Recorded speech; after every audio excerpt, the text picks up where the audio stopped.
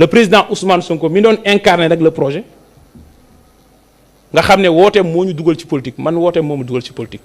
moom laay topp de te moom rek laay topp su wootewee ba nit ñi yegg si ñu falu dafa am responsabilité historique ci veiller à ce que loolu ñu respecté ko. may wax ne Ousmane Sonko sacrifice yi mu def je donne un exemple simple rek li gën a yomb ci li mu dund ci carrière politique lépp ay métier la mais bi ci tane. mooy dàq nañ ko fu muy liggéeyee. xam nga coalition Diomaye président dafa am historique. parce que gis nga li nekk di xew à travers yoon bi ku mel ni Aminata Touré Mimi Touré jël ce n'est qu'une simple usurpation d'une victoire populaire boo xamante ne sénégalais yi dañ ko acquérir au prix de leur sang au prix de leur liberté au prix de leur carrière et au prix de leur vie entière.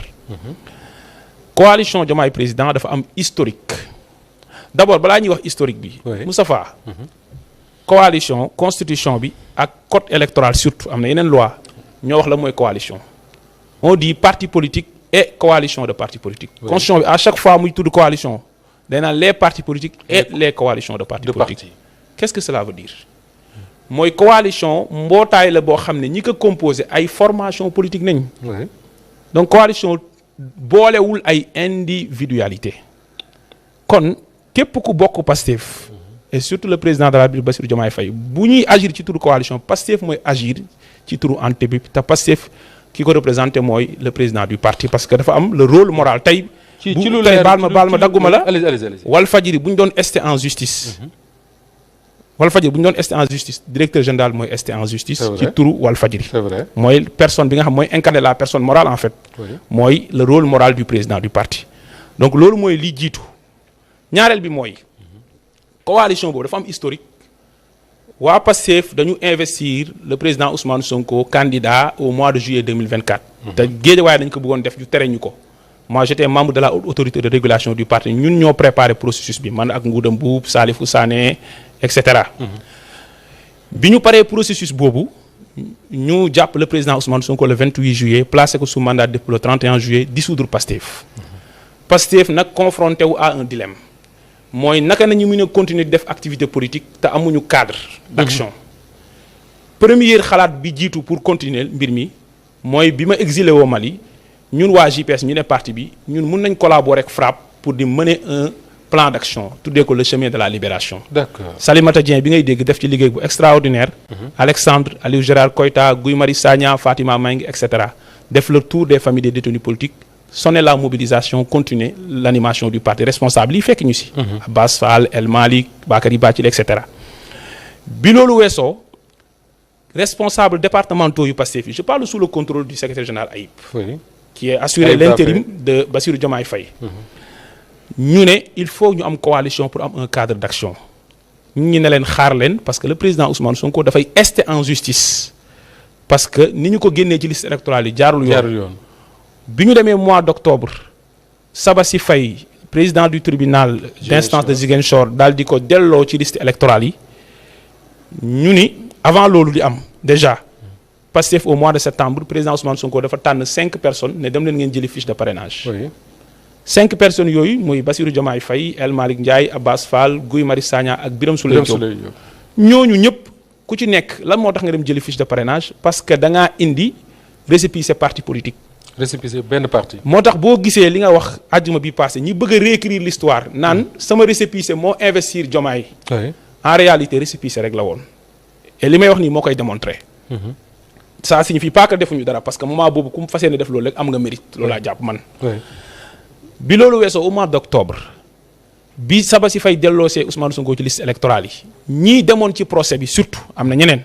mais Dame Mbodj Maïmouna Bousso Habib Sy Guirassy ak ñeneen nga xam ne nekkuñu candidat à la présidentielle ñoom ñoo ne il faut que ñu préserver benn cadre tuddee ko leader allié du candidat Ousmane Sonko muy Lakos boobu ngay gis. moo mujj structurer coalition Sonko président pour dem déposer conseil constitutionnel parce que. ba léegi amuñu fiche de parrainage ba ñuy déposer conseil constitutionnel au mois de décembre. kon li wér te wóor mooy coalition Sonko président moo amoon cadre am ay instances. gis nga bi ñu nee coalition Diomaye président déposé nañ ko ci liste yi déposé dem na jëli fiche de parrainage. le 17 novembre bi cour suprême neenalee décision bi ci la vendredi la ko neenal dimanche bi 19 novembre vendredi 17 novembre dimanche 19 novembre. président Ousmane Sonko ne nañu dem collecter le parrainage citoyen pour le frère Bassirou Diomaye Faye. gis nga bi mu ko waxee. ban appareil amul benn coalition appareil Pastef kese. moo doon liggéey ci candidature. Il n'y avait pas de coalition Diomaye président. amul am na tur parce que booy déposé da ngay naan turu coalition. oui mais le cadre n'existe pas. amul woon instance. très bien c'est juste formalisé rek. instance boobu noonu di Pastef man je donne un exemple simple parrainage citoyen nañ jëli woon boo jëli parrainage ba pare da nga koy tapé. waaw c'est l'exercice le plus périlleux. Fatima Meng moo daan coordonné loolu ci parti bi ci élection yooyu yëpp weesu mu ngi may dégg.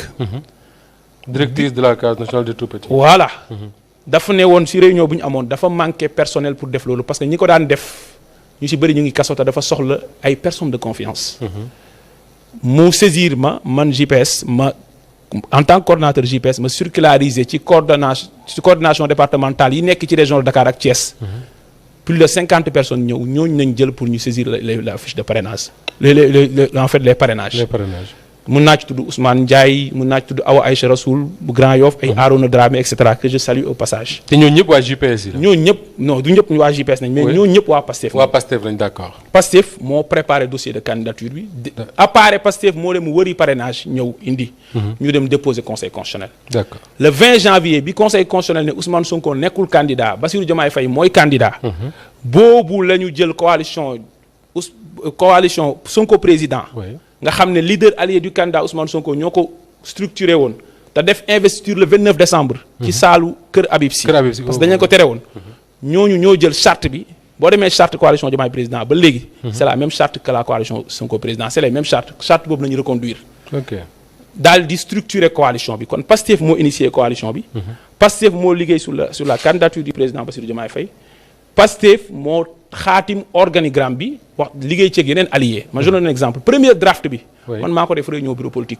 maa proposé le concept des superviseurs de zone te loolu nañ mujj reconduire dans la coalition. boobu maa ngi Mali. ok donc qu'est-ce que je veux dire par là Pastef moo initié coalition bi. Pastef moo initié structuration coalition bi. appareil Pastef à travers Senop. ak SNIT je donne un exemple simple. ñoo liggéey ba. candidature Bassirou Diomaye Faye bi ñu ko bëggoon a leenal recalé ko ñu dem second tour mais c'est l'appareil de Pastef qui a fait ce travail là. oui bi ñu falee nag ñu ànd ak suñuy alliés ñeneen ñoo xam ne. parce que justement moment boobu ñu doon dégg ne ñoo ci doon liggéey mooy ñoo Abdou Lahad Ndiaye de. Louga voilà. Zak voilà ay Zak Diop. bañ sax ne les gens de la diaspora ñoom ñoo. tax Zak Diop merci beaucoup. après nag ñi ñu teree ñu bokk élection présidentielle ñu mun cee tudd Mimi Touré ak ñeneen Aïda Mbodj ñooñu ñëw rejoindre coalition bi. loolu moo indi coalition bi nekk une coalition élargie comme ni ñu ko gisee noonu. d'accord pourquoi je commence par cet exposé historique. pour dire tey bu ñu demee ba léegi nii tey ñu ne Pastef coalition bi dañuy structurer coalition bi teg ko ci loxo koo xam ne Pastef d'accordul ci moom xam nga loolu mooy lan. mooy dañu rocc ci colonne vertébrale coalition bi c'est aussi simple que ça Pastef ku mu d'accordul ci principe ne yaa war a jiite yow. waroo jiite coalition bi. wala waroo structurer dara.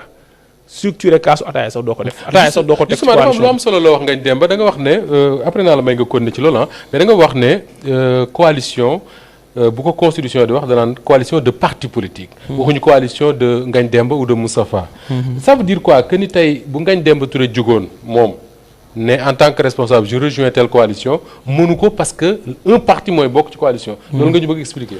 a fortiori mooy li xew ci lettre d'information président Bassirou Diomaye Faye bind ne yow yaay changé dindi maanaam président de conférence des leaders coalition bi ba pare nommer quelqu'un wala quelqu'une pour mu yeggali processus bi loolu mënul nekk pour yow loolu mënul nekk beneen bi ci tegu mooy ñenn ñi dinañ wax pourquoi vous vous attardez sur le cas Mimi. oui pourquoi gis nga d'abord Pastef soxlawul coalition pour exister politiquement législative dem nañ am 130 députés on a eu le même pourcentage muy 54% sans coalition. donc 54% yi ñu fale woon Diomaye. Pastef buy tenir à cette coalition c'est pour deux raisons. lesquelles. benn bi ngor la ñaareel bi tabe la ngor mooy lan dafa am ñoo xam ne ànd nañoo ak ñun moo xam ñu teel a ñëw moo xam ñu yéex a ñëw borom 25e heure yi ak borom 5e heure yi. ñoo ànd ak ñoom nañu am ngor ne dañuy ànd ak ñoom gouverner ànd naag yow ñu falu dama lay sànni fële Pastef du def loolu. loolu moo tax Pastef tient à cette coalition deuxième bi mooy tabe mooy sans yow sans yow man mën naa exister mais dama jàpp ne Sénégal ñun moomuñu ko parce que nommé nañ fi ay ministre de souveraineté ñoo xam ne mosuñu def politique. oui parce que ay sénégalais yu mun jëriñee. c'est vrai. La personne de Mimi ne nous intéresse pas. Mimi Touré amul poids politique. Pourquoi récuser quoi alors? Voilà. Puisque sa personne ne vous intéresse Pourquoi? pas, laissez-la diriger cette Voilà. coalition. Pourquoi? Oui. waxuñu Aïda Mbodj waxuñu Guirassy waxuñu Habib Sy waxuñu keneen ak keneen on s'attarde sur Mimi Touré. Sa personne ne nous intéresse pas parce que Mimi Touré mësta gagner bureau de vote amul poids politique. kon li ñu intéressé mooy bu ñu fàtte ne dafa am régime bu fi jógee régime boobu li mu gën a fësee mooy dafa toroxal sénégalais yi ci luubal seen alal jël réew mi tey la ko étranger ba pare téye sénégalais yi di leen rey di leen toroxal tëj ci kaso bi mu am ñoo xam ne dañ leen woo ci benn projet ñu ànd ak ñun ba mu jaral leen seen bakkan koo xam ne def na ci régime boobu noonu 11 ans nekk na 2012 ba 2013 ministre de la justice 2013 ba 2014 premier ministre maanaam la deuxième personnalité de l'exécutif di conduire l'action du gouvernement jugee fa nekk envoyé spécial président de la République Macky Sall jugee fa nekk directrice de cabinet du candidat Macky Sall en 2019 jugee fa nekk haut représentant Macky Sall jugee fa nekk président du conseil économique social et environnemental maanaam yore institution te réew mi 6 institutions rek la amoon jamono yooyu kooku Pastef mënut a jaay nit ñi projet jën yi dee pour moom Pastef ñëw ne Mimi Touré mooy moom lay nangu muy structurer coalition bi Mimi Touré mënul structurer benn coalition pour la bonne et simple raison que ñun duñu trahir jeunes yi nekk fii nii te loolu la kilifa réew mi yëpp nekk mooy taxaw ci principe ak idéal yi nga xam ne moom nañu jaay le peuple sénégalais. Apparemment Bassirou Diomaye Faye nekkul ci loolu parce que c'est lui qui moom moo tànn Aminata Touré te li nga xam ne nettali nañ ko ci ndaje bi ngeen mujjee am ak moom dem na sax ba koy défendre ci benn rapport de l'IGE bu ñuy wax ne dafa épingler sa gestion bi mu nekkee président du conseil économique social et environnemental. D'abord ce qu'il faut dire mooy xoolal accélération bu processus bi Mimi Touré di def. Non seulement nee naa la mi ngi jël victoire boo xam ne peuple bi la moom mi nga xam ne ca ñële la bokk war a rendre compte ci gestion boobu. pourquoi nga jàpp ne usurpation la. non de la victoire du peuple. parce que loo xam ne nekkoo woon locomotive bi. peuple bi ñi mu doon xeex ba jëlee leen fi ca ñi gën a fës ci ñooñu nga bokk la buñ la boolewee da nga war a yem ci luñ la booleel. leneen li ci des mooy. on a dit dañ ko confier processus de restructuration. oui restructuration mooy dem jëli. est-ce que restructuration mooy mobiliser dem jëli ay parti yu bees ak ay mouvement yu bees ay nit yu bees yoo xam ne Abdoulaye Niane par exemple. dem fekk woon Macky Sall nekkoon DG BND te nekkoon suñu allié. dégg naa Abdoulaye Dieye Thiès. bu Thiès te nekkoon DG AIBD kooku tamit dégg naa dafa ci bëgg a ñëw wala ñëw na. léegi ñun sénégalais yi dee ànd ak ñun ba ñu jëlee fi ñi fi nekk ñun ñi ñëw falu ñu nara cautionné ñun transhumance maanaam ñi taxoon nit ñi di dee pour jëlee leen fi ñooñu ñooy duggaat ci coalition politique bi ñu jiite ñun loolu ñun duñu xool sénégalais yi dans le blanc des yeux naan dañuy bàyyi loolu du jàll li ci des nag mooy on fait confiance à notre frère le président Bassirou Diomaye Faye waaye parti bi dafa am lignam te da koy topp te boo xoolee le communiqué du parti parti bi daf ni dinaa ñëw ci ginnaaw bi mu constaté li am parti bi bañul processus de restructuration te processus bi tàmbali na ba benn noo sax proposé nañu ko. apte. kon le principe c'est pas la restructuration. problème mu habilitation la pour jël na benn décision ak problème mu koo xamante ne Pastef mënul nangu mu jiite la coalition. mais bala ñuy ñëw loolu mooy wax ji. bala ñuy ñëwaat ci loolu dama bëggoon ñu taxaw ci le cas Aminata Touré décrire nga ko li nga ci wax yépp histoire. moo ko wane amuñu luñ ciy dindi mais quelque part aussi boo nee dafa usurper wala boog dafa bëgg a usurper une victoire populaire mais Mimi Touré elle n'a rien demandé c'est le président de la République bokk seen parti Bassirou Diomaye Faye moo ko woo ne ko kaay structurellement une coalition donc soo accuser Mimi Touré d'usurpation il faudra en faire de même avec le président Bassirou Diomaye Faye. non wax naa ne. oui comme ni ko communiqué Pastef waxee c'est le bureau politique et ça m'engage. oui président de la République Bassirou Diomaye Faye ku ñu jox cër la.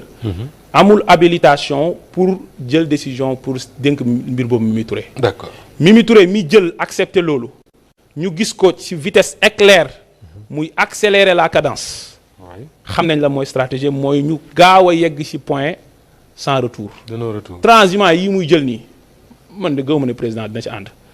li ma bëgg a wax foofu xam nga la laa bëgg a wax. mooy mu ngi avancer ci loo xam ne day gën a tax Pastef radicalisé wu Pastef radicalisé wu na déjà mais c'est aussi simple que ça c'est une question d'honneur benn mais ñaareel c'est une question de principe et de dignité c'est une question de dignité. soo ne Pastef radicalisé wu mooy il n'est pas question pour yéen di bokk ci coalition bu Aminata Touré di structuré. waaw loolu mooy wax ji. te loolu parewu leen. te loolu boo xoolee moo tax man la communiqué bi. dañu joxe mot d'ordre.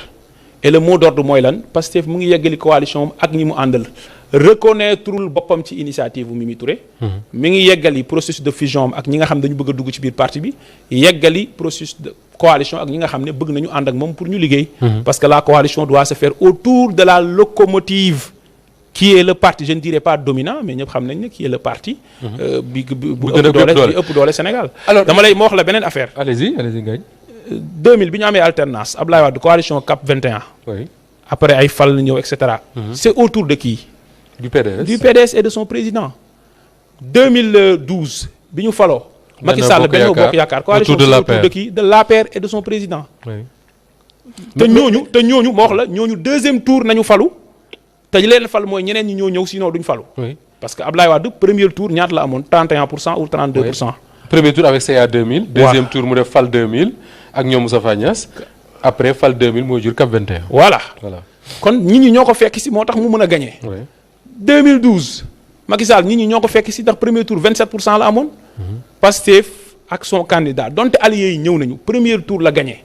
te dem na législative gagné sans ses alliés. d'accord mënuñu structurer une telle entité politique léegi nag dafa am loo xam ne boo xoolee communiqué bi. ak ci lettre d'information au président Diomaye dafa am ñaari loo xam ne d'accord nañ ci.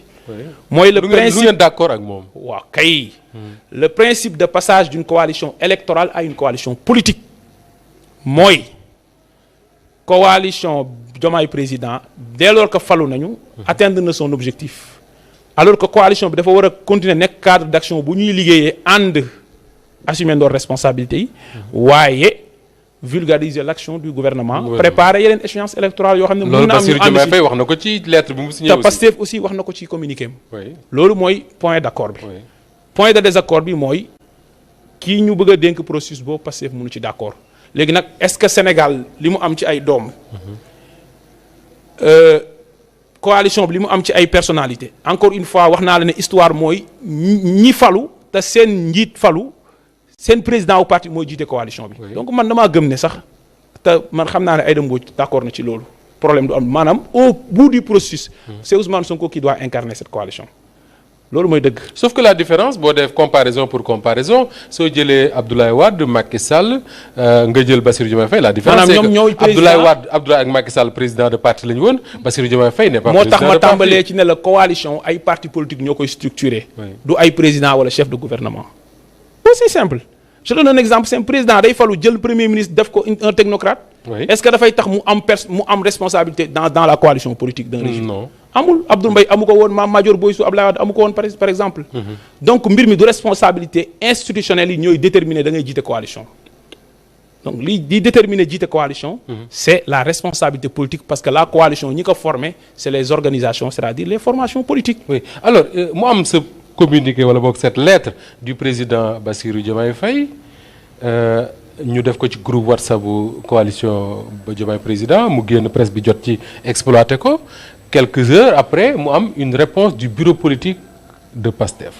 ñu bari ne sax donc pour wane seen maire moo tax vous l'avez même pas appelé le président Bassirou Diomaye Faye vous l'appelez Bassirou Diomaye Faye dans ce communiqué wax nga léegi les points de convergence mais est-ce que le seul point de divergence mooy Mimi Touré kese.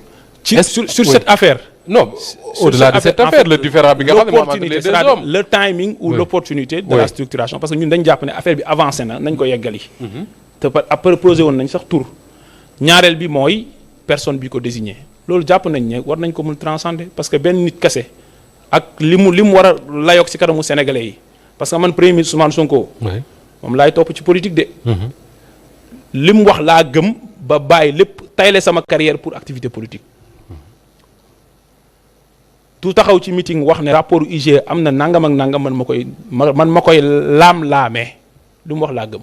non lam-laamee du problème. parce qu'est-ce que je veux dire même le président weddiwul rapport bi. qu'est-ce que je veux dire dafa wax ne dañ ko commandité. qu'est-ce que je veux dire non loolu du ma ci dugg. am li ma bëgg a wax. li mu wax loolu laay gëm. li Ousmane Sonko wax. waaw te Mimi dafa war a layoog Sénégalais yi. sur cette affaire. waaw beneen bi ci des nag mooy Moustapha or bu ñu génnee cadre bi yëpp.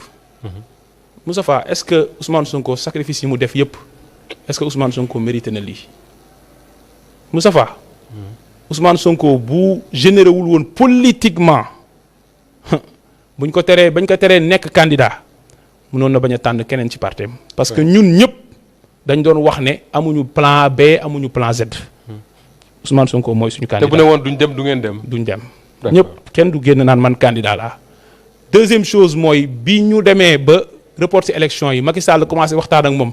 tegal nañ ko sur le plat lu leer nañu reporter élection yi nga bokk. dafa bañ n'est-ce pas. kon kooku amatul lu muy wane ci ne buy xëccoo wala muy wax ci benn principe ne lii nañ war a def xëccoowul pour pouvoir léegi nag li ci des mooy. ñun ñëpp dañu war a ànd dox ci ngor. ngor mooy principe yi moo ñu lié parce que bu dul woon parti politique ñu bëri si ñun duñ xamante donte on est devenu des frères parce que Pastef ñoo ne fraternité. moom ak le président Bassirou Diomaye Faye ay frères nañ. waaye nit bu askan wi naree xeex joxe seen bakkan pour yow nga dem ba falu. munoo ne diw sama frère la parce que mooy ministre sàngam wala moo yor tel responsabilité publique da nga koy bàyyi ci loo xam ne jàpp nga ne bokkul ak li nga wax ak sénégalais yi. au nom de votre fraternité parce que yéen a jugee ci benn famille li ma bëgg a wax foofu mooy. président de la république Bassirou Diomaye Faye bu gisee Ousmane Sonko di jàdd. da ko war a woo ba mu ñëw ci néeg ne ko ah suma frère lii laa gis ne moom lañu war a def parce que sénégalais dañu jeex pour un idéal. le président Ousmane Sonko mi doon incarné nag le projet. nga xam ne wooteem moo ñu dugal ci politique man wooteem moo mu dugal ci politique. moom laay topp de te moom rek laay topp su wootewee. ba nit ñi yegg si ñu falu dafa am responsabilité historique ci veiller à ce que loolu ñu respecté ko. may wax ne Ousmane Sonko sacrifice yi mu def je donne un exemple simple rek li gën a yomb ci li mu dund ci carrière politique lépp ay métier la mais bi ci tane. mooy dàq nañ ko fu muy liggéeyee. mais loolu nit ñi duñu évaluer préjudice ni mu préjudice boobu. parce que man je suis le DG de la SOMISEN. defuma concours pour nekk ko defuñu appel à candidature. Ousmane Sonko dafa def concours hautement sélectif pour nekk inspecteur des impôts bi mu ko nekkee liggéey 15 ans kenn mënu ko tuumaal dara mu dox ci jub liggéey bay bëgg a dee liggéeyal Sénégal servir de façon loyale 2016 bi ñu ko dàqee mais da ko def pour Sénégal man mun naa ñëw di xool poste wala quoi que ce soit ba du ñu ànd ak loyauté boobu moom xam moom la woote loolu suñ ko defee on l'aura trahi et on aura trahi le peuple sénégalais.